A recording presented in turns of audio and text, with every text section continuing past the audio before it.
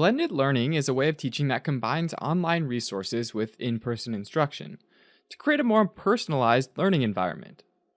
With blended learning, instructors often make some or all of the content available to the students outside of class time.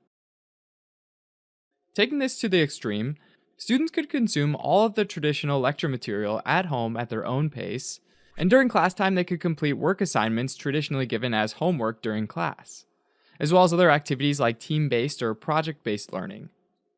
This describes the flipped classroom model, because it flips what students do at home and in the classroom.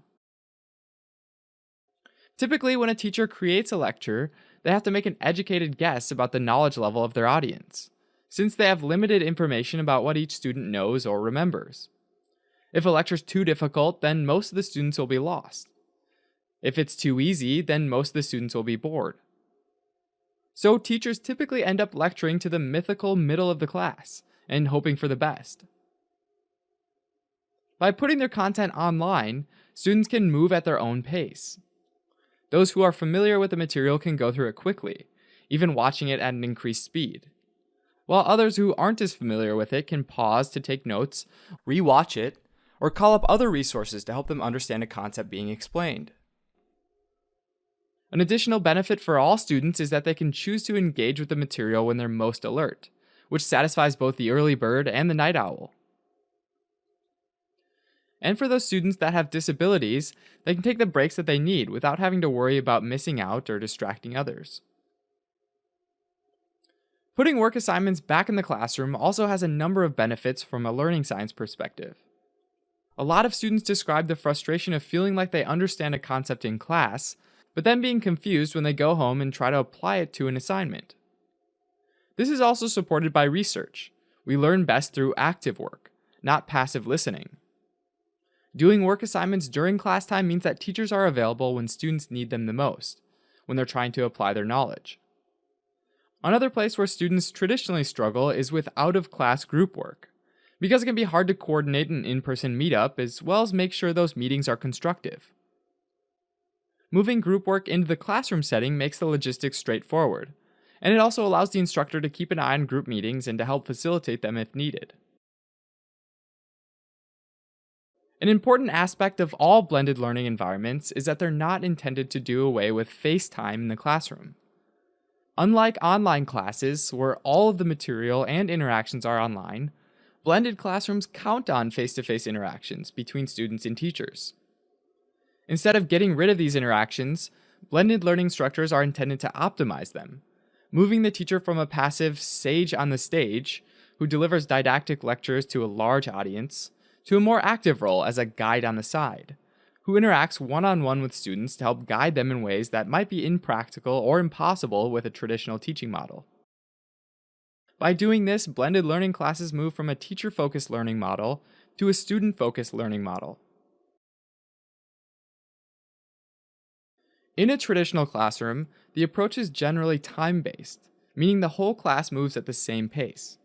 All students get the same lesson on the same day, and are tested on that material at the same time.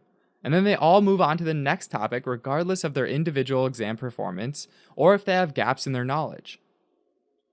Blended classrooms are flexible enough to allow the use of a mastery-based model, which acknowledges that not all students are going to get the material at the same time.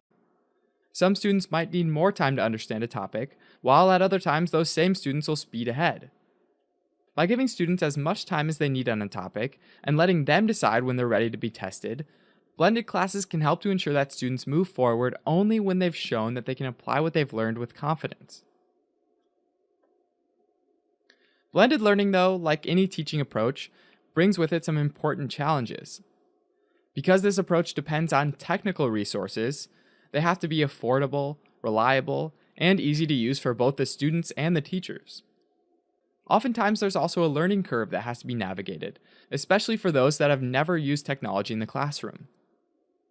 Another challenge is making sure that the materials are being reliably and independently consumed by the students, and they're coming to class prepared. This can be incentivized by closely tying in-class work assignments to the content that's being delivered online, and can often be tracked with learning platforms. Finally, one of the biggest challenges to blended learning is that it really changes the role of the teacher to that of a coach and puts students in the driver's seat of their own learning, teaching them how to think as well as what to learn. This shift is an important one and requires buy-in from both the teacher and the student to be successful. When it's done right, though, blended learning can lead to a much more enjoyable and effective learning experience for both parties. Alright, so as a quick recap, blended learning combines online resources with in-person instruction. And one type of blended learning is the flipped classroom, where students consume their lecture resources at home and spend class time doing in-class activities.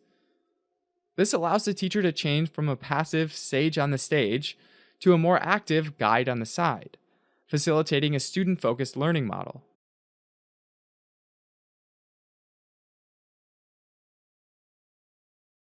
Thanks for watching. You can help support us by donating on Patreon, subscribing to our channel, or telling your friends about us on social media.